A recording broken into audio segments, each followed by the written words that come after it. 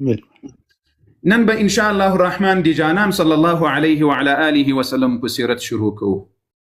سیرت دی نبی علیه الصلاة والسلام دا عبارت ده لڅه شي نه، دا عبارت ده چې رسول الله صلی الله علیه وسلم بشری ټولنې ته څه شی راوړي دي. عبارت لسیرت دی رسول الله صلی الله علیه وسلم ندا ده چې نبی علیه الصلاة والسلام دی دنیا ته انسانیت وروښودل، انسانانو ته انسانیت ورزده کړل. محمد رسول الله رحمت للعالمین و دی انسو دی جنو دی حیواناتو دی پاره دی ټول عالم دی پاره الله ورتوای وما ارسلناک الا رحمت للعالمین. رسول الله رحمتو دی انسانیت دی پاره. رسول الله انسانانو ته ژوند وروپیژندل، انسانیت په داسې تیارکو کې راګیر و چې د رب العالمین جل وعلا دی واحد الله پر ځای باندې د انسانانو بندگی او عبادتونه کول. نبی علیه الصلاة والسلام د انسانانو لا عبادت نه انسانان دیو الله عبادت تراو بلل، الله یې وروپیژندل، د دې کائناتو خالق یې وروپیژندل، دوی ته ژوند او زندگی وروپیژندله. دی الله جل وعلا لطرفنا یو المرو په دنیا باندې، په نړۍ باندې، په انسانیت باندې. محمد رسول الله صلی الله علیه وعلى آله وسلم. قدرمندو دوستانو، موږ تاسو په تیرو خپرونو کې دا وپیژندل چې محمد رسول الله د اسماعیل علیه السلام په اولاده کې راغلی. عرب د تاریخي علماو په نسبت باندې عرب سې کله تاسې وګوري څومره د تاریخ پوهان خلق سي تیر سوي دي، نو د عربو قومونه یې د نسل په اساس په دریو برخو باندې ویشلي دي.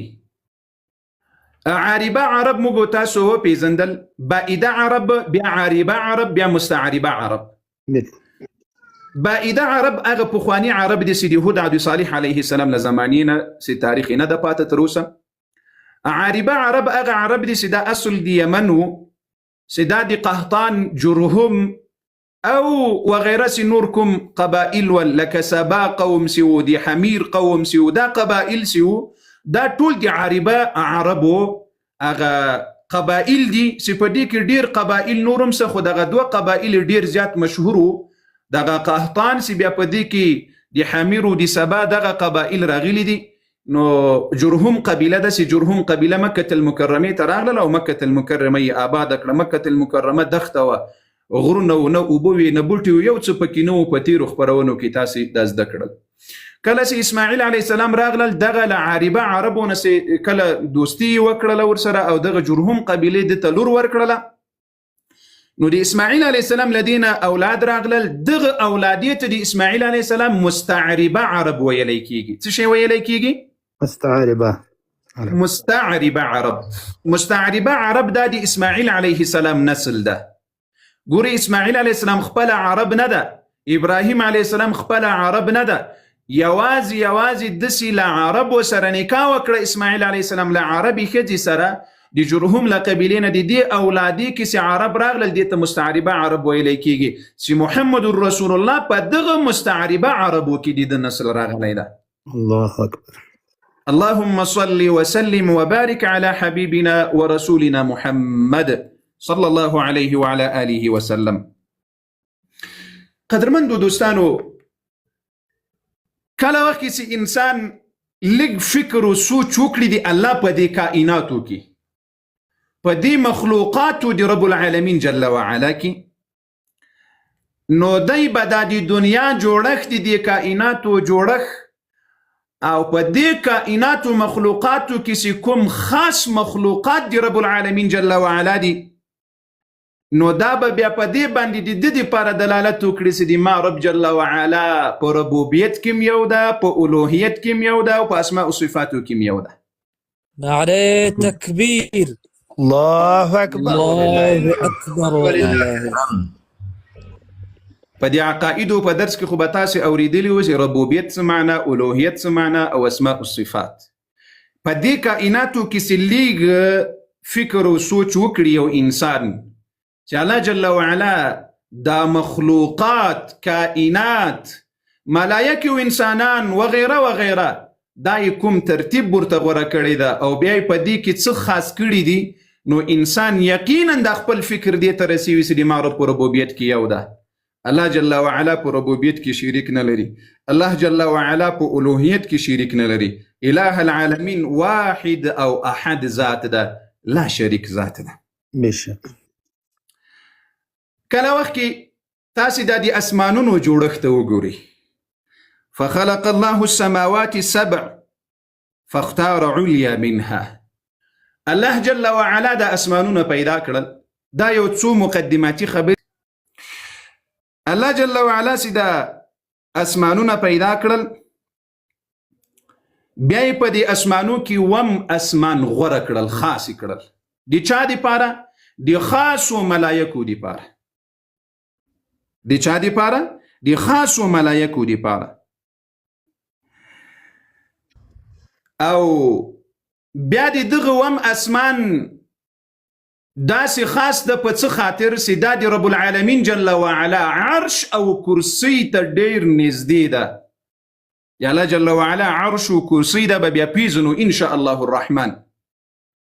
عرش دومره لوی عظیم مخلوق ده د رب العالمین جل وعلا. رسول الله صلی الله علیه وسلم وایي لکه په یوه لویه دښته کې چې د وسپنې روپۍ غورځاره کړې، دا ګرده روپۍ نه ده، وایي دغه اسمانونه او ځمکې عرش ته دومره حیثیت لري. الله اکبر.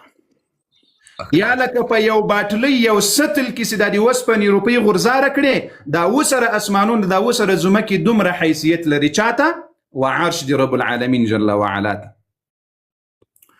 قدرمندو دوستانو، الله جل وعلا په دې اسمانونو کې وم اسمان د خاصو مقربو ملایکو دپاره غوره کړل. بیا یې د دې ترڅنګ محمد رسول الله صلی الله علیه وعلى آله وصحبه وسلم دا تفصیل به موږ تاسو راکوو څوکه چې تر څو د جانان صلی الله علیه وسلم دغه مخکینی او وروستني حالات را وپېژني او په دې باندې بلد شو. یوه خبره بله مهمه ده قدرمندو دوستانو، ما مخکې تاسو ته ویل چې څوک د رسول الله سیرت نه پیژني هغه کامل مؤمن نه ده. یو څوک چې د رسول الله سیرت نه پیژني هغه کامل مسلمان نه ده.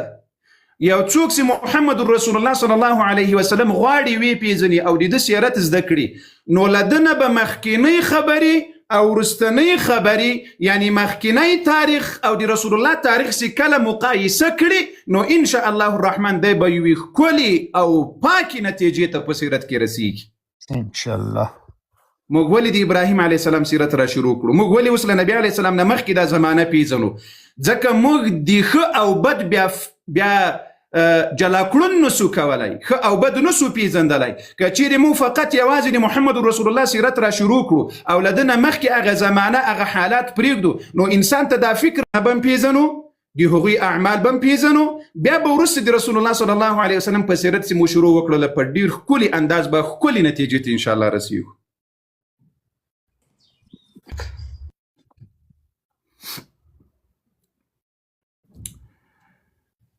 الله جل وعلا په اسمانونو کې وم اسمان غوره کړل د خاصو مقربو ملایکو دپاره. او الله جل وعلا دغه اسمان ته په نورو اسمانونو باندې فضیلت ورکړل د بعضو مقربو ملایکو او څه چې په هغه اسمان کې دي د هغه په خاطر باندې. او بل سی که تاسو خیال کړی وي دا جنت الفردوس ده، دا په ټولو جنتونو کې افضل ده. الله جنتونه پیدا کړل، و جنتونو کې مختلف جنتونه سته، خو له دې نه هغه د اعلی مرتبې جنت چې ده دا جنت الفردوس ده. محمد رسول الله وایي هر وخت چې جنت له الله نه غواړي چې ای رب العالمین موږ ته جنت الفردوس را نصیب کړي. یا رب العالمین ما ته او د مخلصو مؤمنانو مسلمانانو ته یا رب العالمین جنت الفردوس را نصیب کړي یا الله. آمین یا رب العالمین. ښه، په ټولو جنتونو باندې الله جل وعلا دته بهتري ورکړي ده په دې جنت فردوس. دا جنت فردوس په ټولو جنتونو بهتر ګرځولې ده. وتخصيصها او د دې خاصیت څه شي ده چې الله دته دغه د فضیلت خاصیت ورکړي ده. دا په دې خاطر باندې ورکړي ده چې د دې دا چت ده دا عرش الرحمن ده. الله اکبر. دی الله عرش ده جل وعلا. الله أكبر. نعرة تكبير. الله جل وعلا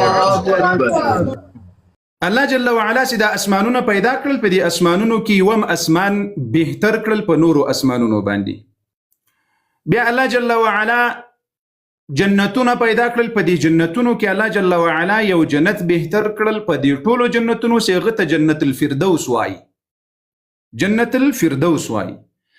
دغه جنت الفردوس په بعضې اثارو کې راځي چې په دې کې ونې الله په خپلو لاسونو باندې کرلي، بلا کیف لاسونو باندې رب العالمین کرلي دي.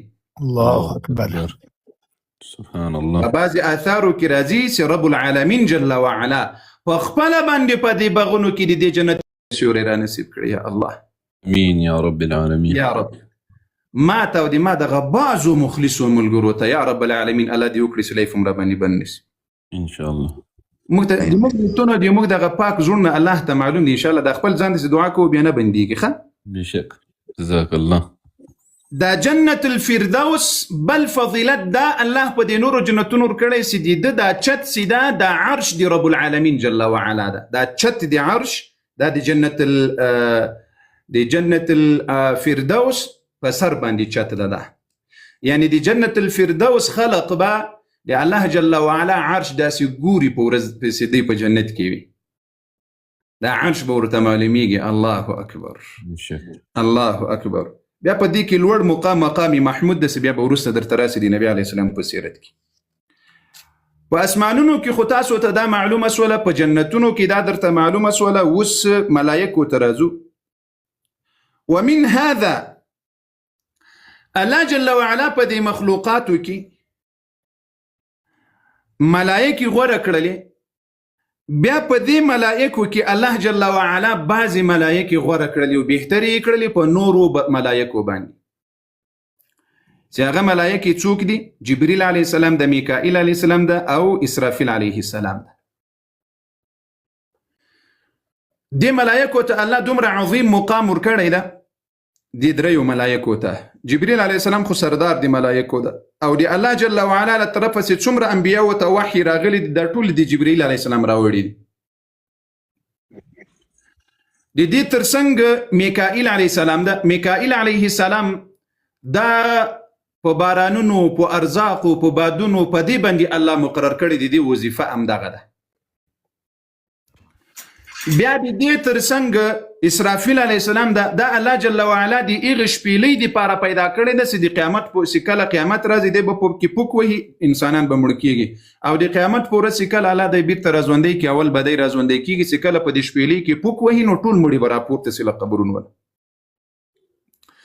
اوس یو بله ملکه ده، موږ تاسو کې نوم ډېر رواج ده، عزرائیل علیه السلام ورته وایي. د دې نوم په کوم روایت کې په نص کې نه ده راغلی. دا له اهل کتابونه همدا نوم راغلی ده. په مسلمانانو کې هم دا رواج شوی عزرائیل علیه السلام. دا د ملک الموت نوم نه ده دوستانو. بعضې علماو په اثارو کې چې د تابعینو یې رانقل کړي دي، نور الله اعلم، هغه وایي چې د دې ملک الموت اصلي نوم چې د قرآن کې ملک الموت ورته ویلی سوي دي. دا مرګ چې اخلي، روح چې له انسان نه اخلي، د دې نوم څه شی ده؟ ملک الموت ده. بعضی علما وایي چې د دې نوم مالک ده. د دې نوم څه شی ده؟ د دې نوم مالک ده. دغه عزرائیل نوم چې ده دا په قرآن او په حدیث کې نه ده راغلی. بالکل عزرائیل نوم خو په خلقو کې مشهوره ده. نو د دې نوم ملک الموت ده. نو الله جل وعلا په دې ملایکو کې دغه ملایکې غوره کړلې چې د دوی نومونه یې راواخیستل: جبریل، میکائیل، اسرافیل. ګورې دا عرش ملایکې چې دي دا ډېرې لویې لویې ملایکې دي. دا 4 ملایکې دي. په روایت کې راځي وایي که د دې وږې نه یې شروع وکړي تر دغه ځایه پورې 500 کاله سفر به وکړي. دومره دا یوه وږه دومره لوی لوی ملایکې الله جل وعلا پیدا کړي دي. الله اکبر. دا عرش کومو ملایکو چت کړی ده د یوې اوږې مسافه یې څومره ده؟ دا یوه اوږه، دا خو درته معلومیږي د دې ما دوه لاسه له دې ځای نه تر دې ځایه 1500 کاله یو څوک په دې سفر وکړي، د دې ملایکې په دې یوه اوږه باندې به دومره مسافه به راسي. دا بله اوږه یې همداسې پسې در واخله. خو د دې نومونه نه دي راغلي، د نورو ملایکو نومونه د اکثریتو نه دي راغلي. داسې راغلي دي لکه کرام الکاتبین د دوه اوږو ملایکې، یا نکیر و منکر وغیره. نو الله جل وعلا سي په دې ملایکو کې غوره کړي دي. دا درې ملایکې په ټولو کې اول مقام لري. څلورمه ملک کې ورسره ده، ملک الموت ده. یو عجیبه دعا درته وښیم رسول الله صلی الله علیه وسلم چې به د شپې لمونځ کول، دا ډیره عظیمه دعا ده. دا وایاست الله به مو د ژوند له ټولو تکلیفونو پریشانیو خلاص کړي. نبی علیه السلام چې به کله د شپې لمونځ کول، دا دعا به د سبحانک اللهم پر ځای ویله. اللهم رب جبريل وميكائيل وإسرافيل فاطر السماوات والأرض عالم الغيب والشهادة أنت تحكم بين عبادك فيما كانوا فيه يختلفون اهدني لما اختلف فيه من الحق بإذنك إنك تهدي من تشاء إلى صراط مستقيم. هذه شبيه بالمنزل کې وایسه عظیمه دعا ده، ډیره عظیمه دعا ده. الله جل وعلا چې دغه ملایکو ته په نورو ملایکو باندې بهتري ورکړله او خاصې یې کړلې، دا په دې خاطر چې دغه درې ملایکې الله ته ډېرې نږدې ملایکې دي، ډېرې نږدې دي. څومره ملایکې په اسمانونو کې دي؟ موږ تاسو د ابراهیم علیه السلام په سیرت کې دا خبره وکړله چې دی په اووم اسمان کې ده. په اووم اسمان کې یوه کوټه ده، بیت المعمور ورته وایي. په دې باندې اویا فرشتې د ورځې طواف کوي، اویا فرشتې، اویا فرشتې نه، اویا زره فرشتې په دې بیت المعمور طواف کوي الی یوم القیامه. د قیامت ورځې بیا نوبت نه ورځي. دومره ملایکې دي په اسمانونو کې. دا د اووم اسمان ملایکې دي فقط. په دې هر اسمان کې یوه کوټه سته، لکه په دنیا کې چې الله بیت مکة المکرمه ده، په اول اسمان کې بیت العزت ده، داسې په نورو اسمانو کې په اووم اسمان کې بیت المعمور ده. نو د دې اووم اسمان دومره فرشتې دي. رسول الله صلی الله علیه وسلم په روایت کې راځي او كما قال النبي صلى الله عليه وسلم سي او یا زره فرشتي ور باندې طواف کوي، خو دوی ته تر قیامت پورې بیا څه نه ورځي، نوبت نه ورځي. نو څومره ملایکې دي، خو الله جل وعلا د دوی نومونه موږ تاسو ته نه دي ښودلي. نو جبريل علیه السلام په وحی باندې مقرره ده. دوی د جبريل علیه السلام دا وحی چې د دنیا ته راوړله، نو د انسانانو زړونه به ور باندې ورژوندي کول، د انسانانو ارواح ته به یې څه شی ورکول؟ هغه قوت او طاقت ایمانی به ورکول په دې وحی سره. و میکائیل دا بیا د باران او د نورو بادونو وغیره په ارزاقو باندې مقرره وله. په دې سره به یې د ځمکې او د حیواناتو د نباتاتو ته به یې ژوند ورکول په دې باران راوړلو اورولو سره. و اسرافیل، نو اسرافیل علیه السلام خو مو پېژنئ، صاحب الصور الذي اذا نفخ فيه احيت نفخته باذن الله الاموات. نو الله جل وعلا به د چې په ورځ قیامت د شپېلې دومه ووهي، نو دا ټول مړي به ورباندې راپورته سي. اوس راځو همدغه ځای ته. د محمد رسول الله په خاطر مې دا خبرې درته را شروع کړې. اووم اسمان کې الله جل وعلا اسمانونو کې کوم اسمان ته بهتري په نور ورکړې ده، په ملایکو کې، په جنتونو کې. اوس راځو همدغه ځای ته چې الله سبحانه وتعالی په انبیاو کې الله جل وعلا څومره انبیا را لېږلي دي. تاسې همدغه ځای ته راسئ قدرمندو دوستانو. الله جل وعلا په انبیاو کې په د آدم علیه السلام په اولاده کې څومره انبیا غوره کړي دي؟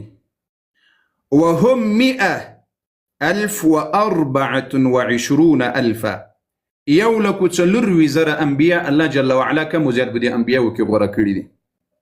د آدم علیه السلام په اولادونو کې، مطلب می دا ده د آدم علیه السلام په اولادونو کې الله جل وعلا دومره انبیا غوره کړي دي. بیا الله جل وعلا په دې یو لکو څلوروي زره کې څومره رسولان غوره کړي دي؟ ګوري یو نبی ده بل رسول ده. 314 وهم 313 314 رسولان الله جل وعلا په دې کې غوره کړي دي. اوس پسې غوږ په دې 314 رسولانو کې الله جل وعلا 15 انبیا غوره کړي دي، اولو العزم رسولان ورته وایي. دا په سورة الاحزاب کې او په سورة الشعراء کې، په دې دوه سورتونو کې رب العالمین جل وعلا امدا موږ او تاسو ته ښودلي دي.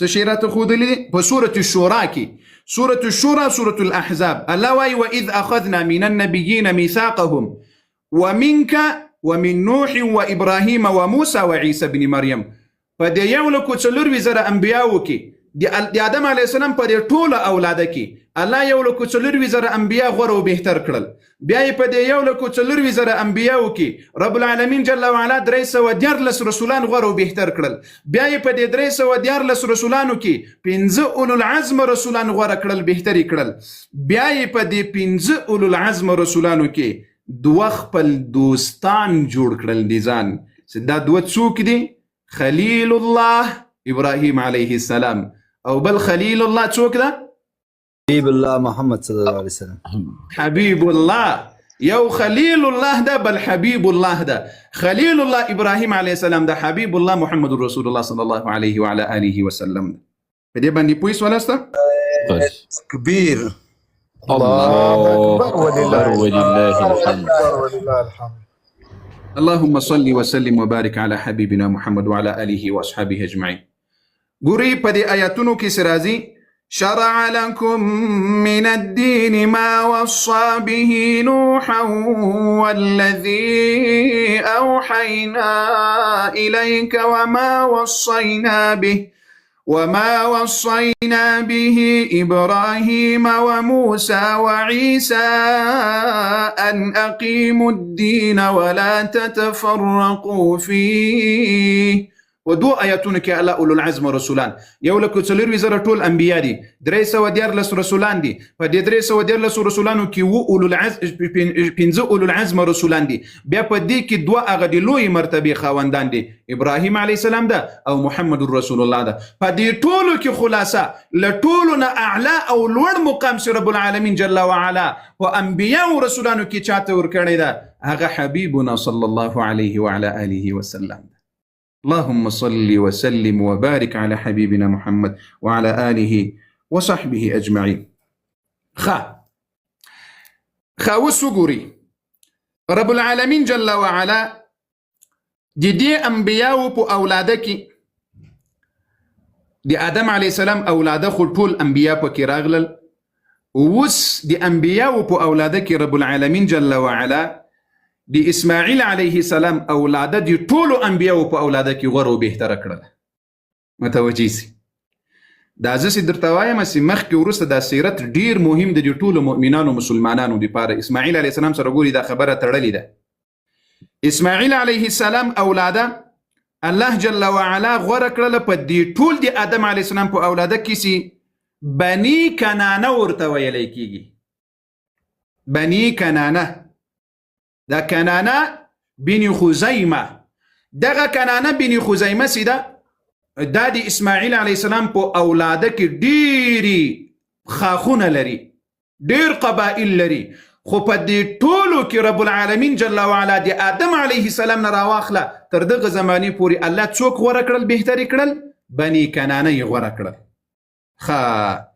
بیا وایي چې لدې کنانه نه الله جل وعلا قریش غوره کړل قریش الله اکبر دا قریش دومره غیرتمن خلقو دوی ته چې د حق خبره به ورورسېدله هغه حق بیا قبلول دومره غیرت الله ورکړی له حق نه تیریدل الله جل وعلا په بني کنانه کې څوک غوره کړل قریش ثم اختار من قریش بني هاشم بیا الله جل وعلا په دې قریشو کې بني هاشم غوره کړل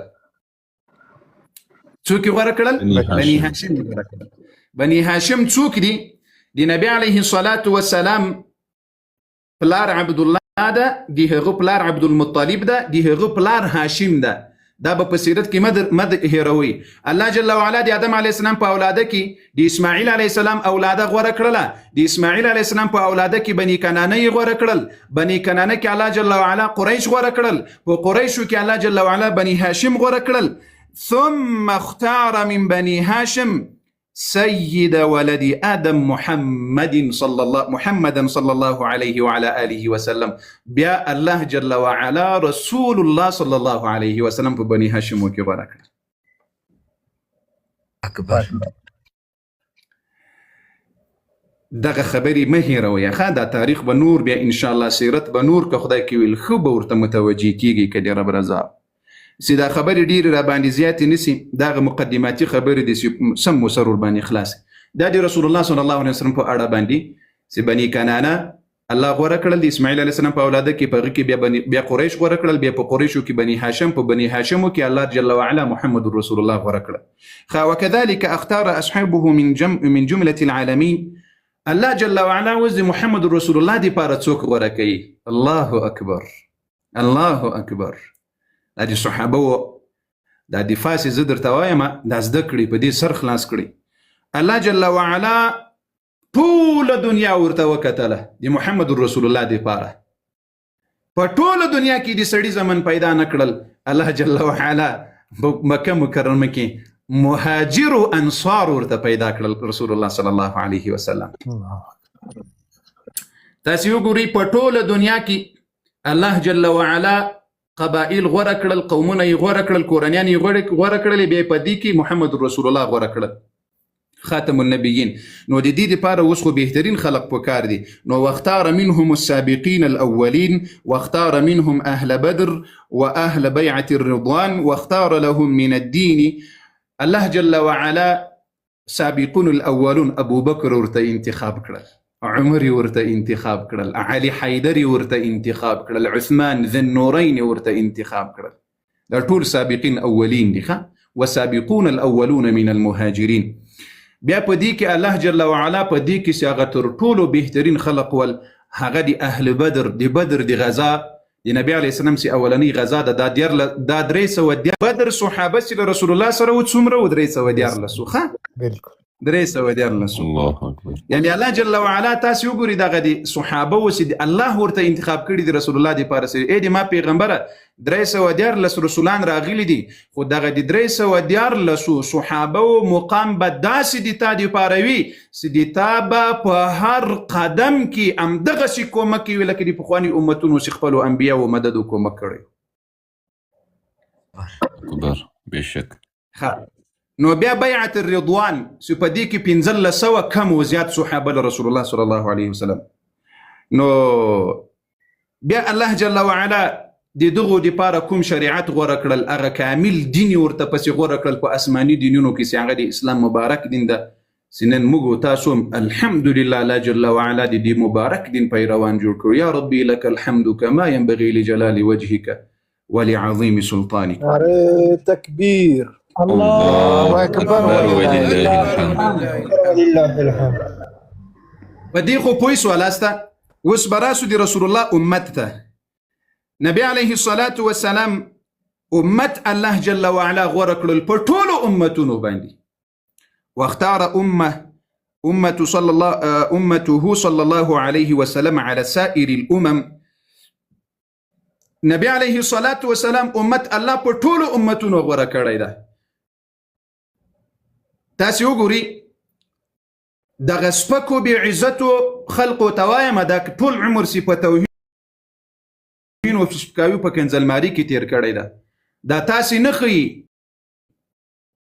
الله جل وعلا دې موږ حقیقي امتیان دي محمد رسول الله جوړ کړي الله جل وعلا په ټولو امتونو باندې د رسول الله امت غوره کړل یو حدیث کې راځي نبی عليه الصلاة والسلام وايي قال رسول الله صلى الله عليه وسلم أنتم موفون 70 أمة أنتم خيرها وأكرمها على الله أو كما قال رسول الله صلى الله عليه وسلم نبي عليه الصلاة والسلام أمت سدا دادي أو يا أمتنو بركون كي أمت دا يعني لدينا مخكي بديكي تو قول دي علماء نبي عليه السلام ويسي تاسي أو يا يم أمت ياس دا أغلوي لي أمتنو كي الله جل وعلا دا أمتنو خودلي دي نبي عليه السلام أمت أو يا يم أمت دا بعض علماء وقيل قول دا أغدا دسي يا دا أغا أمتنا دسي بخبلو أنبياء ورسولانو إيمان راولي دنو دي رسول الله أمت أو يا يم دا متوجيسيا نو الله جل وعلا دا امت ورته غوره کړل او په ټولو امتونو یې بهتري ورکړله او په ټول او الله جل وعلا باندې ډېر ګران او عزت ورکړی د رسول الله صلی الله علیه وسلم امت ته. یو نمونه به اسی زه درته وښیم، اواز مې سته در سره ان شاء الله. قارسي مهرباني.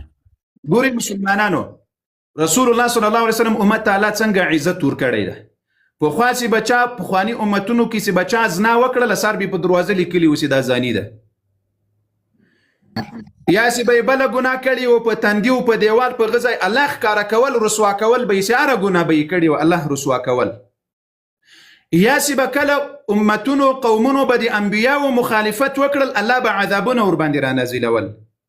خو الله دی امت ته دومره عزت ورکړل چې د نبی علیه الصلاة والسلام په امت باندې به داسې عذابونه نه راځي لکه پخوا عذابونه، لیکن په آخري زمانه کې به راځي، بیزوګیان به هم ځینې جوړېږي، خنزیران به هم ځینې جوړېږي وغیره وغیره، دا په آخري زمانه کې. خو دا تر اوسه پورې ګورې ډېر مخالفتونه سوي دي، خو د الله جل وعلا له طرفه عام عذاب نه ده راغلی، خاص عذابونه خو راځي، لیکن عام عذاب لکه د قوم لوط علیه السلام عذاب تاسو ولیدل چې یو انسان هم پاتې نه سو، لکه د عادیانو د ثمودیانو د فرعونیانو د وغیره وغیره دا ټول الله جل وعلا هلاک کړل. داسې عام عذاب د رسول الله صلی الله علیه وسلم په امت باندې نه راځي. الله ښه اوس راځو دې ځای ته. د نبی علیه الصلاة والسلام امت الله په نورو امتونو ولې بهتر کړل؟ ای موحدینو مؤمنانو، ای په الله توکل کوونکو مؤمنانو، یا رب په تا مو توکل کامل کړي، یا رب د تا د توحید او د وحدانیت معرفت موږ ته رانصیب کړي یا رب العالمین یا ذا الجلال والاکرام. امین یا رب العالمین. نو په دې خاطر د دوی د اعمالو په خاطر، د دوی د اخلاقو په خاطر، د دوی د توحید په خاطر او د دوی د هغه مقام په خاطر چې رب العالمین جل وعلا د رسول الله امت په جنت کې ورکړي. الله اکبر الله اکبر. پیغمبر علیه الصلاة والسلام وای په جنت کې به الله جل وعلا چې کله جنتیان په ورځ قیامت جنتیان جنت ته ځي، حساب میدان وي، د حشر میدان وي، نو یوصلو أهل الجنة 20 و100 صف 80 منها من هذه الأمة و40 من سائر الأمم رواه الترمذي. يوصل شل صفونه جنتیان به ولاړ وي په ورځ د قیامت. څو؟ یوصل اتیا صفونه به د رسول الله امتي. الله اکبر. 40 صفونه به د نورو انبیاو څه شي وي؟ د نورو انبیاو به څه شي وي؟ امتیان وي. امتیان به وي. تاسو وګورئ دا د الله جل وعلا هغه عظیم رحمت ده. یو قول په دې اړه زه د رسول الله صلی الله علیه وسلم د امت بهتري د عیسی علیه السلام تاسو ته وښیم. دا امام احمد رحمه الله دا روایت راوړی ده.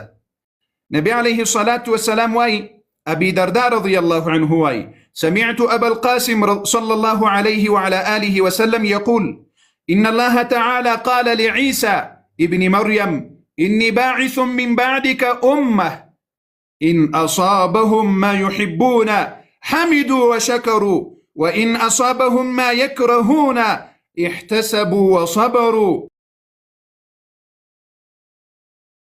محمد رسول الله صلى الله عليه وعلى آله وسلم واي عيسى ابن مريم لتانا ورست بزي وداسي امت راولم ان اصابهم ما يحبون کله چې دوی ته یو څه شی ورسیږي چې هغه دوی ورسره محبت لري نو دوی دی الله حمد او شکر ادا کړي. اکبر. موږ چې کله وخت الله لې په نس باندې مړ کړي بغاوت وکړو دمیو د وسیو د لګي ته مخ کړو. بالکل شک الله د رسول الله د امت د صفت خبره الله چاته کړي د عیسی علیه السلام ته الله جل وعلا کړي ده. یا ربنا ای عظیم ربا د رسول الله حقیقي امتیان رانه جوړ کړه یا الله. یا رب العالمین تا ته شکر و حمد و ثنا و صفت ادا کوي چې د رسول الله امتیان دي جوړ کړي او پیدا کړي. امین الحمدلله. او کله چې وای دوی ته یو تکلیف ورسیږي چې دوی بد ګڼي نو دوی له الله نه اجر غواړي و صبر او صبر کوي. نو الله جل وعلا دی رسول الله صلی الله علیه وسلم دی امت صفت چاته کړی ده؟ دی کې اول مقام دی صحابه و د چا ده؟ اول مقام دی چا ده؟ دی صحابه و ده. دا لایف در سره پورته کړي بارک الله فیکم. دا بعضی خبرې وي چې الله جل وعلا په امتونو کې دا عقیده خو مزده کړله چې د رسول الله امت په ټولو امتونو کې بهتر د قرآن وایي کنتم خیر امه، بهتر په امتونو کې دا امت ته چې د رسول الله صلی الله علیه وسلم امت ته چې په اول قدم کې صحابه دي. الله دې موږ تاسو ټول د صحابه په قدم باندې روان کړي. آمين آمين. بیا په دې امت کې تر ټولو لوړ مقام الله سي بهتر خلق دی رسول الله دی پاره پیدا کړل مهاجر او انصار صحابه دي. بیا په غوي کې خاص اهل بدر او د بیعت الرضوان صحابه دي. بیا الله جل وعلا د اسماعیل علیه السلام په اولاده کې بني کنانه او همدغسي په بني کنانه کې قریش، په قریشو کې بني هاشم، په بني هاشمو کې محمد رسول الله انتخاب او غوره کړل. محمد رسول الله صلی الله علیه وعلى آله وسلم د اسماعیل علیه السلام په اولاده کې په همدغه بني کنانه کې راغلی ده. ښه د اسماعیل علیه السلام په اولاده کې چې مستعربه عرب ورته ویلی کېږي. قدرمندو دوستانو اوس به راسو یو بل ځای ته. دغه بعضې خبرې مهمې دي، الله جل وعلا دې وکړي چې در باندې تکلیف نسی. ښه د نبی علیه الصلاة والسلام د امت دی پاره الله جل وعلا دا خو په انسانانو کې ما بعضې خبرې درته وکړې، اوس په هیوادونو کې او په مکانونو کې الله جل وعلا د دې امت دی پاره بهترینه او شریف او عزتمندترینه خار او بلد الله جل وعلا د دې امت دی پاره پیدا کړل چې الله جل وعلا د دغه رسول صلی الله علیه وسلم دی پاره بلد الحرام پیدا کړل، جوړی کړل، غوره یې کړل د رسول الله صلی الله علیه وسلم دی پاره. الله اکبر. دغه مکه المکرمه خو ابراهیم علیه السلام جوړه کړې وه. بیا د یعقوب علیه السلام په زمانه کې بیت المقدس جوړ سو. وروسته به ان شاء الله درته ووایم په دې روایت کې راځي. نو د انبیاو د لمنځونو وخت و دا ټول بیت المقدس ته د انبیاو لمنځونه کول. نو د رسول الله صلی الله علیه وسلم دی پاره الله جل وعلا مکه المکرمه قبله وګرځوله. او دغه خار کې الله جل وعلا د اسلام عظیم رکن سي حج ده الله جل وعلا د امت ته دا ځای مقرر کړل. او د دې ځای ته له هر طرف نه که تاسو د ابراهیم علیه السلام سیرت کې اورېدلي اوس اعلان یې وکړل چې له هر طرف نه به دې ځای ته خلق راځي. مکه المکرمه الله جل وعلا په ټوله دنیا کې بهترین ځای، شرف عزتمندترین ځای، شرافت لرونکی ځای الله جل وعلا د رسول الله د پاره د دې امت د پاره مقرر کړل. دا حرما آمنا ده، دا حرام خار ده او د دې خار ونی وهل جائز ندی، په دې خار کې ښکار کول جائز ندی، په دې خار کې ظلم کول جائز ندی، بلکې په دغه خار کې ګناه کول عظیم سزا لري، عظیم سزا لري. د مکه المکرمه کې ګناه کول بعض علما ولا مدینه المنوره ښودلې ده، خو مکه المکرمه کې ګناه کول دا داسې نه ده لکه په نورو ځایونو کې چې ګناه کیږي، ولو که د علماو خبر استه په دې کې، لیکن ګناه داسې نه ده چې ډبله به وي، سزا به ډبله وي، بلکې هغه عذاب به دردناک وي. عذاب به څه شی وي؟ لکه تاسو چې دا د برق زه یو مثال درکړم، یو 210 برق ده بجلی ده، یو 210 ده، 210 ډیره تیزه ده، بیا په دې کې نور قوي 240 میگاواټه برق هم شته. نو دغه 240 میگاواټه په دغه شکل باندې به د دغه خار کې ګناه کوونکو ته الله جل وعلا عذاب ورکوي. الله دې موږ تاسو ته نجات را نصیب کړي.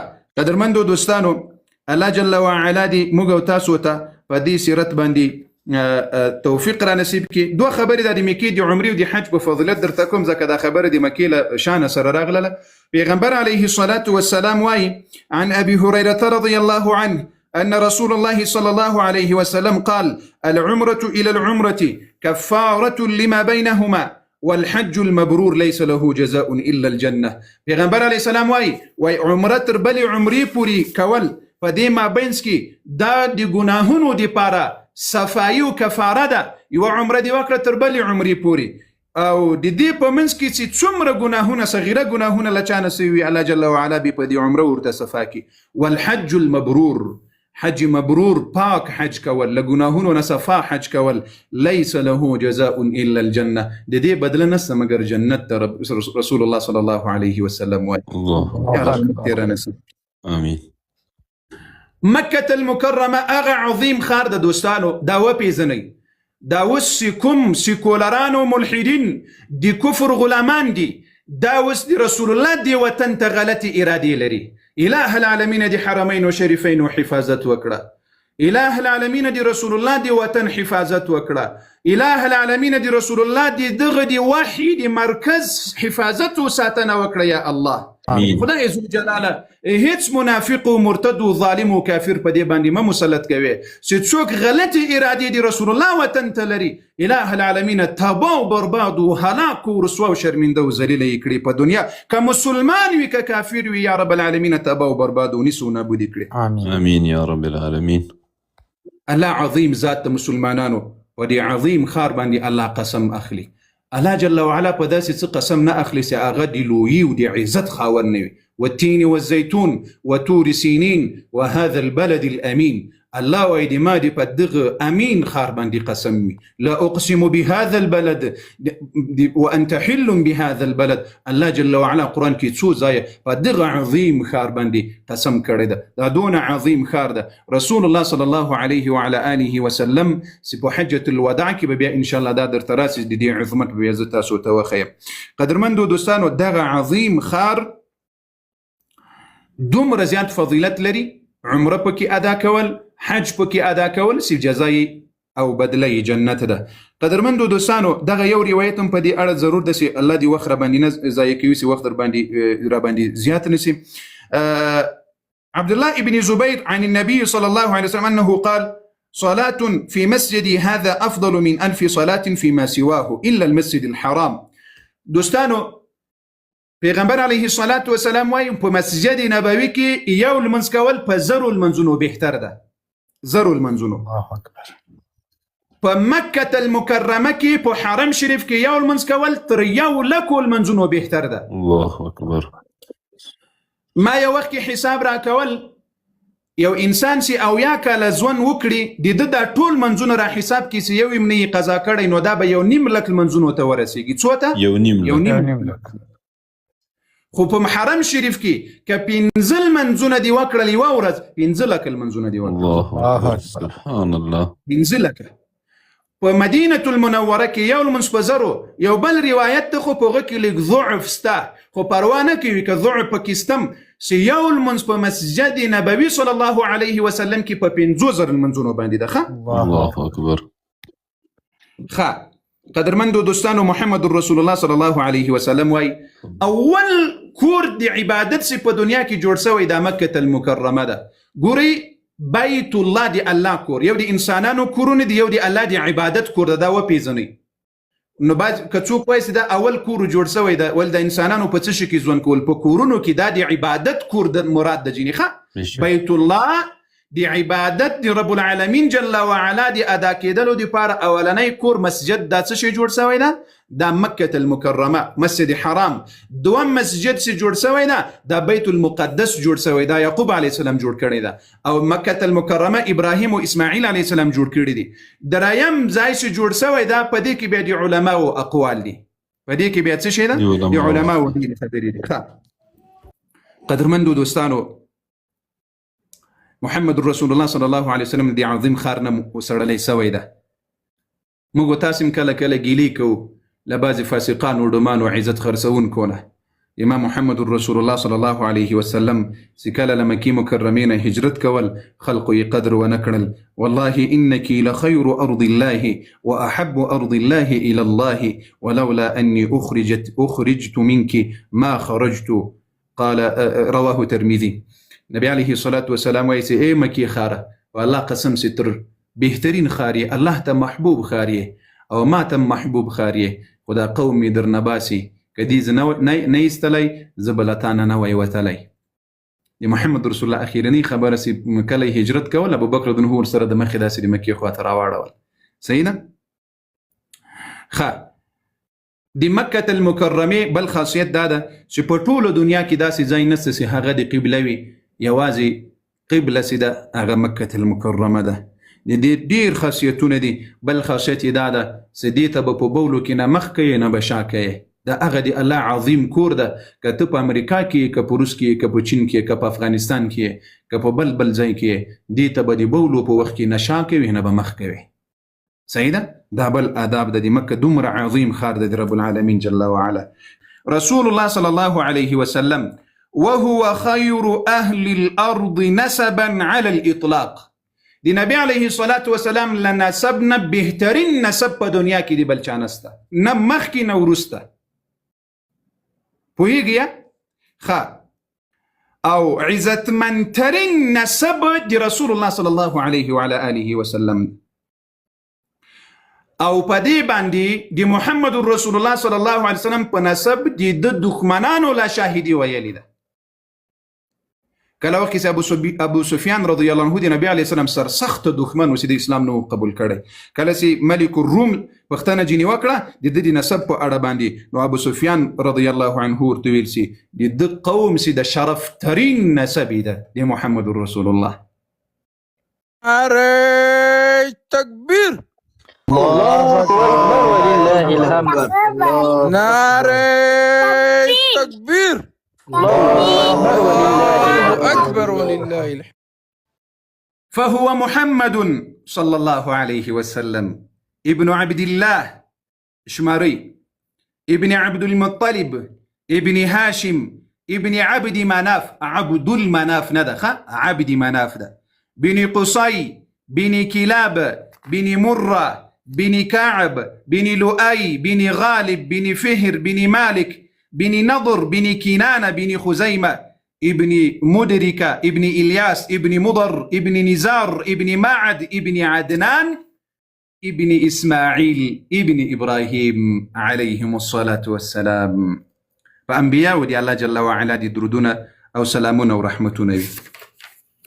قدر من دوستانو محمد رسول الله دي دبلار ولد بمكة عام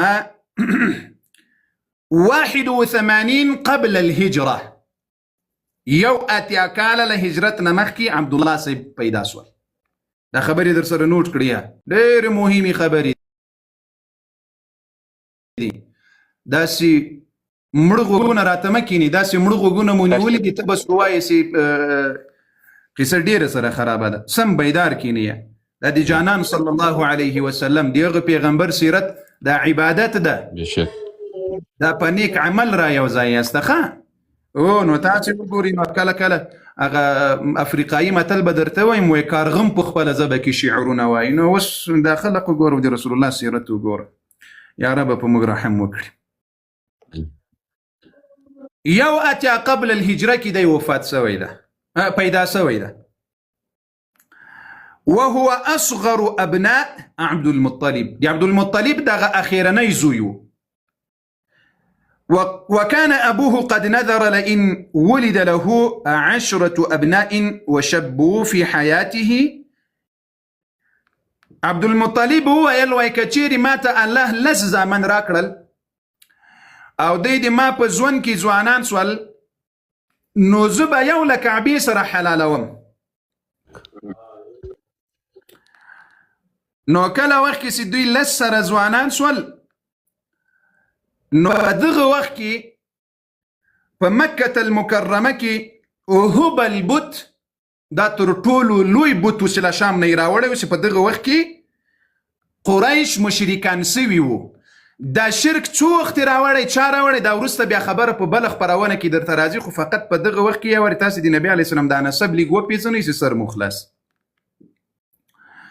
نو دغه هبل چې و دا د دوی تر ټولو لوی بت و. دا د جاهلیت په زمانه کې په مکه معظمه کې دا ولاړ و. نو په دوی باندې قرعه واچوله. دا ټاس چې زه ورته وایم نه، ټاس ته خو پوهېږئ که نه، ټاس. نو دا یې ورباندې واچوله. نو دا په عبدالله صاحب باندې راوختله. په چا باندې؟ په عبدالله باندې. وکانه او دی ډېر دغه ته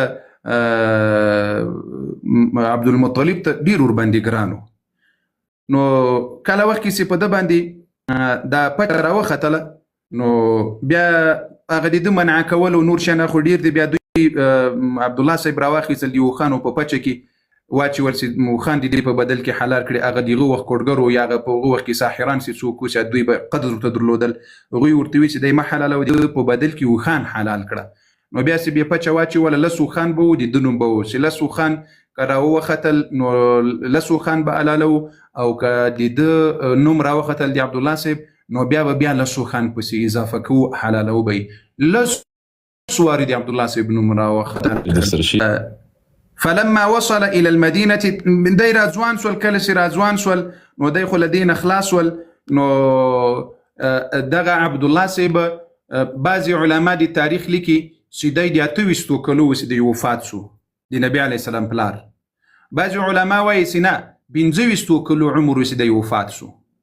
په دغه تاریخ کې زی خبره درته وکم دوستانو دغه د تاریخ کې مختلف اقوال راغلي دي. نو په دې وخت کې خو قریش نو خبر چې دغه عبد الله تاریخ ولیکي بیا به د په اولاد کې محمد رسول الله راځي دي خو معلومات نو په دغه ځای باندې ځکه چې د زد دوه درې خبرې د علماو درته کوم نو په دې تاریخ سي اتفاق نسته وجه امداده پوهیږي په خبره کنه پوهیږي فارس محترم نو عبد الله صاحب چاته معلوم وسی بیا به د په اولاد کې د دوانو جهانونو سردار برازي کدوې خبر وای خو تاریخ به هغه د باندې په قدم قدم به په الله قسم لیکلی نو په دغه وخت کې د عبد المطلب د نکاح وکړه امینه بیبي بنت وهب دی وهب لور امینه بیبي ورته په نکاح کړله. څوک ورته په نکاح کړله؟ امینه بیبي دغه دی وهب لور وکه. نو نبی علیه الصلاة والسلام د تاریخ علما وایي چې نبی علیه عبد الله په 30 کلنۍ کې واده وکړل په 25 کلنۍ کې وفات شو. یا بعضی علما وایي چې په 20 کلنۍ کې واده وکړل په 23 کلنۍ کې وفات شو. یو کال له بیبي امینه سره تیر کړل. امینه بیبي نه ده یو کال فقط دغه یو حمل جنسه وای د نبی علیه الصلاة والسلام ده. نبی علیه السلام د مور په نس کې اوس د پلار وفات شوی ده. دای به غزې ته تل تجارت به کول دی به غزې ته تل تجارت به کول ځوانو مالونه به راوړل او خرڅول. نو پلار مدینه المنوره ته شراول سي د مریض او مغلته پس وفات شو د نبی علیه الصلاة والسلام پلار. بعضی د تاریخ علما وایي چې د مدینه او د مکی په منځ کې وفات شول. دا خو عبد الله ده عبد الله په دې خبره باندې ځان پوهه کړیا چې دی په 1 قبل الهجري کې پیدا شوی ده او په 3 قبل الهجري کې وفات شوی ده. نو 28 کال عمر راځي یا په بل قول سره 25 کال عمر راځي چې د 25 کال عمر په ځواني کې وفات شوی ده. کېدای چې دغه خبره به متروسه نه و اورېدلې بالکل کوم اورېدلې عبد المطلب دا د هاشم زوی ده. دغه عبد المطلب سیده ابو الحارث دا زعیم دی قریشو یعنی سردار دی قریشو دی جاهلیت په زمانه کې او دای په مدینه المنوره کې پیدا شوی ده. په 120 قبل الهجره کې دی پیدا شوی ده په 120 کال کې په مدینه کې دی پیدا شوی ده او دای بیا مکی مکرمه ته راغلی دی. ډیر عاقل انسان او پوهه انسان فصيح اللسان ډیر فصاحت الله جل وعلا په زبه کې ور کړیو او په زړه کې ډیر حاضر وو. همدغه شان خلقو دته ډیر محبت ور کول او ډیر لوی شان له دته ور کړیو. نو عبد المطلب دته ولی وای د اصلي نوم سي د شیبه ده د نبی علی السلام د نیکونوم عبد الله پلار عبد المطلب د اصلي نوم شیبه ده. د عبد المطلب پلار د هاشم سي ده ورسته به د په ذکر کې درته راسي ان شاء الله درته معلوم سي. دغه هاشم لإلاف قريش إلافهم رحلة الشتاء والصيف دا دوه لوی سفرونه د زمي او د دوبي دغه هاشم د عبد المطلب پلار جوړ کړی دي.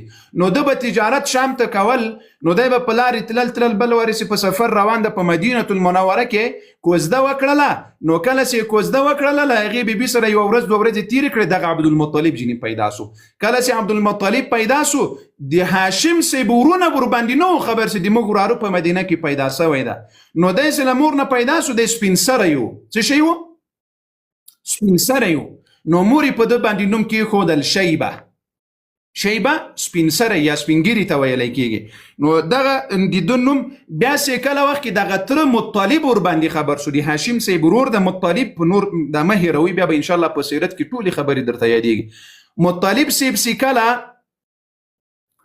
خبر شو چې د هاشم صاحب زوی ده، ځکه په دغه وخت کې د مکې مکرمې دا کنټرول ټول د هاشم صاحب و، ده به د حاجانو خدمت کول وغیره وغیره، میلمه پالنه ټول د ده په غاړه و. نو دی روانو دغه ته لاړل مدینه المنوره کې کوزه وکړه، شام ته په سفر و، غزې ته چې ورسېدل دی ورې مړ شو هاشم صاحب، دغه د نبي علیه الصلاة والسلام نیکه یعنی د عبدالمطلب پلار، دا په غزه کې ښخ ده، دا ورې مړ شو. نو ډېر وخت پورې دا ماشوم ورې و، نو بیا یې دا تره پسې ورغلل، د هاشم صاحب ورور مطلب نومېده. نو کله چې یې راوستل مکې مکرمې ته یې راوستل، ده په وخ باندې راسور کړی و، له شا پسې راسور و. نو خلقو چې ورته وکتل وایي دا د مطلب مریی و، غلام ده، نو نوم یې عبدالمطلب په دې پسې مشهور سو. خبره پوه سولسته؟ یعنی غلام د چا؟ د مطلب، اصلي نوم د ده شیبه ده، د عبدالمطلب. ښه، هو هاشم بن عبد المناف. هاشم وز چا پلار ده؟ د عبدالمطلب پلار ده، او د عبد مناف زوی ده. دا د قریشو په سردارانو کې لوی سردار و. د تاریخ علما وایي د ده اصلي نوم د هاشم عمر ده. عمر د هاشم اصلي نوم څه شی ده؟ عمر ده. او کله وخت کې چې په ده باندې دغه خپل لقب غالب سو د هاشم، نو ده دغه میده کړې ډوډۍ مالیده په خلقو باندې وخوړله، نو د ده دغه نوم په هاشم باندې بدل سو، له هشم نه را اخیستلی سوی ده دا هاشم. نو په همدغه نامو لقب پسې مشهور سو. نو بنو هاشم سول پسې هاشم سول پسې د خپل اصلي نومي له خلقو نه دومره زیات مشهور نه و لکه په دې لقب باندې چې مشهور سول. ښه، اصلي نومي څه شی ده د هاشم صاحب؟ عمر ده. ښه، وهو أول من سن الرحلتين لقريش للتجارة، رحلة الشتاء والصيف. دا رحلة الشتاء دا إلى اليمن والحبشة، فزمي كبا دوی تجارت له یمن او له حبشې سره کول، ځکه هغه دونه یخ نه و. او په دوبي کې به ورحلة الصيف إلى الغزة وبلاد الشام، دا غزه چې د اوس فلسطین او شام طرف ته به په دوبي کې، ځکه هغه به ډېر ګرم نه و په دوبي کې، هغه طرف ته به هجرت کول. اول دغه دوه تجارتونه په ایله فی قریش کې، دا سوالونه در سره یاد ساتئ. دا د په قریشو کې سورة القریش کې چې دوه سفرونه راغلي دي، دا چا جوړ کړي دي؟ دا چا رواج کړي دي؟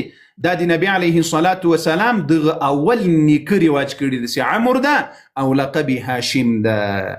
ښه، دلته یوه بله خبره هم درته یاد وساتئ. بنو هاشم ته ولې بنو هاشم ویلی کېږي؟ د ده بنو هاشم چې څومره اولاده راغلي ده، نو د ده اولادې ته بنو هاشم ویلی کېږي. ښه، صحیح ده؟ هغه خبره که تاسو یاد کړی وي چې نبی علیه الله جل وعلا د اسماعیل علیه السلام په اولاده کې بنو کنانه غوره کړل، په بني کنانه کې قریش غوره کړل، په قریشو کې بني هاشم. بني هاشم د دغه عمر اولاده ده. ښه، دا ټول الله جل وعلا غوره کړي وو. ښه، خو مؤمنان مسلمانان یې درته ښیمه، مؤمنان مسلمانان یې درته ښیمه. ښه، الله دې وکړي چې په دې خبره پوه سي. عبد مناف دا قصي ده، بن قصي، عبد مناف ابن قصي.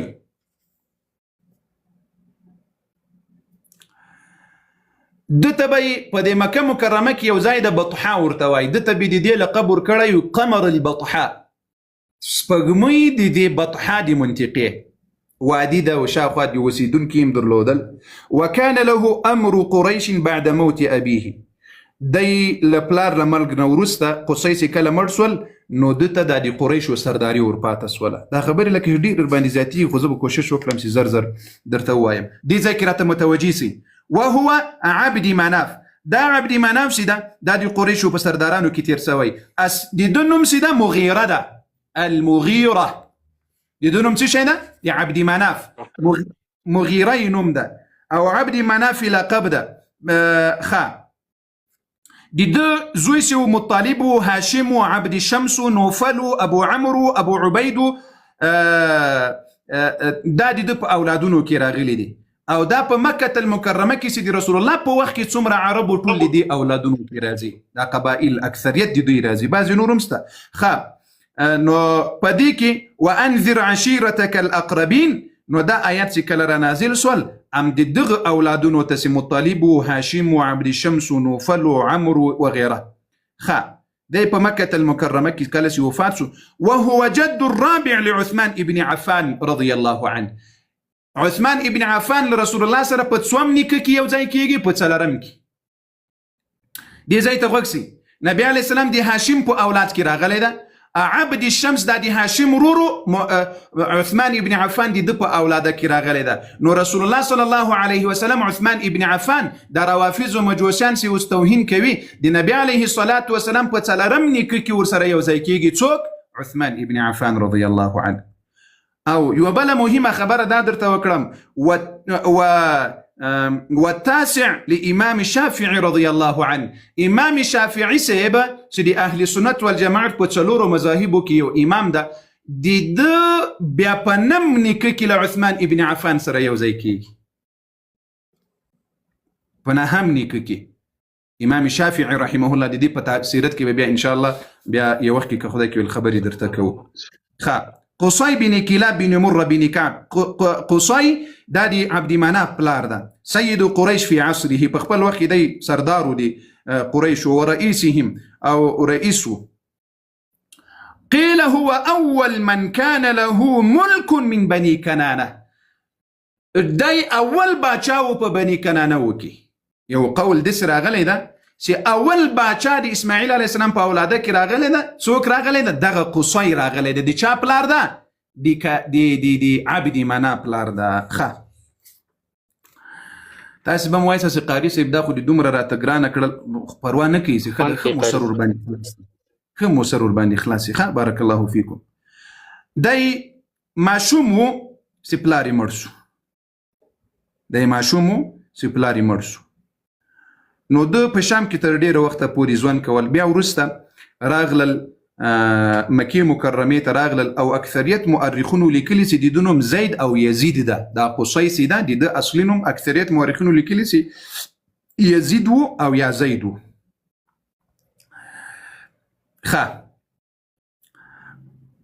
نو ولما كبر عاد الى الحجاز کله چې غټ شول د خپل وطن ته راغلل حجاز ته مکې مکرمې ته راغلل نو بیت الحرام مکه المکرمه د دې مسؤلیت په غاړه باندې واخیستل ټول قومونه یې را یوځای کړل سره او دی رئیس جوړ شو یعنی باچا یې جوړ شول ډیر کارونه یې وکړل دی قصي نو کله چې ټول را یوځای کړل نو دته یې نور لقبونه هم پسې ورکړل نو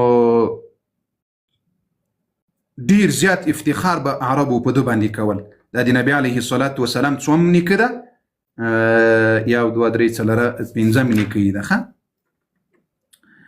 اوس راځو بل ځای ته کلاب دا کلاب بیا د قصي پلار ده دی چې ده ابو زهره قیل اسمه حکیم د نوم چې ده یو قول ده چې حکیم ده وقیل عروه یو قول ده چې دغه د کلاب عروه نوم ده ولقب بکلاب او دته دا لقب د کلاب ولې ورکړل شوی ده لانه كان يحب الصيد ده به د ښکار شوق درلودل نو ښکار به یې په سپو باندې کول ښکار به یې په څه شي باندې کول په سپو باندې به یې ښکار کول نو کله نو دته لقب د کلاب ورکړلی سول اصلي نوم یې څه شی ده عروه ده یا حکیم ده او دی وهو جد الثالث لآمنه د نبی علیه السلام د مور دریم نیکه ده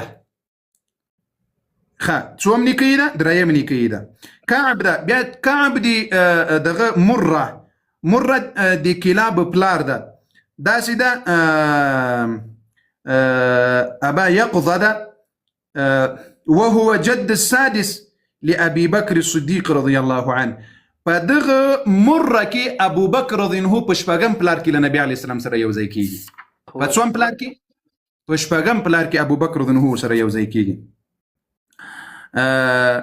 او په دې کې عجیبه خبره دا درته وکړم چې دغه مره چې د ابو بکر رضی الله عنه نسب ده هغه پکې راغلی ده نبی علیه السلام په نسب کې ورسره یو ځای کېږي په مره کې چې دا د نبی علیه الصلاة والسلام شپږم جد ده خو په دې کې امام مالک رحمه الله له ابو بکر رضی الله عنه سره یو ځای کېږي. امام مالک امام اهل سنه والجماعه. امام مالک رحمه الله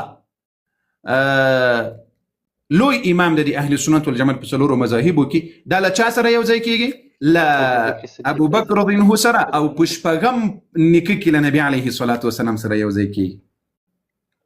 کعب ده كعب دي مرة بلار كعب ده كعب ده خطيب وعظ نصيحت بدي عرب وتكول دير عظيم القدر ودير لوي قدر بدي خلقه ورتدلو دل نو يوصل دري او يا قبل الهجرة لعام الفيل الى عام الفيل دي دو مرق راغلي ده نو دو اول سر من سن الاجتماع يوم الجمعة دغه كعب سيدا دي مرة بلار دي نبي عليه الصلاة والسلام ومني كده نو دو اول سر دا دي جمعي پورز باندي اجتماع جوړه کړی دا يعني خلق بيرا يوزي كول نصيحت بيورته كول وكان اسمه يوم العروبة فكانت قريش تجتمع إليه فيه نو دا جمعي پورز بيرا يوزي كول نو دوی تبي خطبه ورکول وعظ ونصيحت بيورته كول بیا دي دو بلار سيدا لؤي ده لؤي دا قريش كي هم اندغه شي لوی سړی تیر سوی ده نو او د دو په اړه باندې راځي. دا به وروسته بیا دا خبر. لؤي د چا پلار ده؟ د کعب پلار ده. لؤي بیا د غالب زوی ده. غالب دغه غالب سیده بنو تیم من بطون قريش دغه غزيات خبري دي مهم زي تراسو فهر دغه دي غالب بلار بیا فهر ده دا بیا زدر ته حسابوه مورسته دغه فهر سیده دي د لقب قريشو تزکه قريش ویلی کیږي چې د لقب قريشو. بعضی وایي چې د فهر بلار مالک ده د مالک نوم قريشو نو ځکه دغه فهر ته قريش ویلی کیږي. بعضی علما وایي چې نه دغه فهر نوم د فهر لقب شي او قريشو ځکه دغه قريشو ته قريش ویلی کیږي. دا در سره زده کړه. قريشو ته ولې قريش ویلی کیږي؟ ځکه د نبی علی السلام یو لسم پلار ده یو لسم نیکه د هغه لقب قريشو نو په دغه خاطر ته قريش ویلی کیږي. مالک لا حول ولا قوة إلا بالله. مالك بن نضر كنانة دا به پسې راځو زه به را مختصر کړم بیا دې ځای ته پسې راسي مدرکه بیا الیاس ده. نو دا الیاس ده دا مؤمن و پیغمبر علیه الصلاة والسلام وی لا تسبوا الیاس فانه كان مؤمنا دی مؤمن و الیاس دا د نبی علیه الصلاة والسلام په څوم پلار کې راځي بیا زه درته حساب کړم ان شاء الله. دا خبره تر دغه ځای پوره ورسیږي. بیا مضر ده بیا نزار ده بیا معد ده دغه معد ده بیا عدنان ده. دوستانو را سره حساب کړئ چې زر دا خبره در سره یاد سي.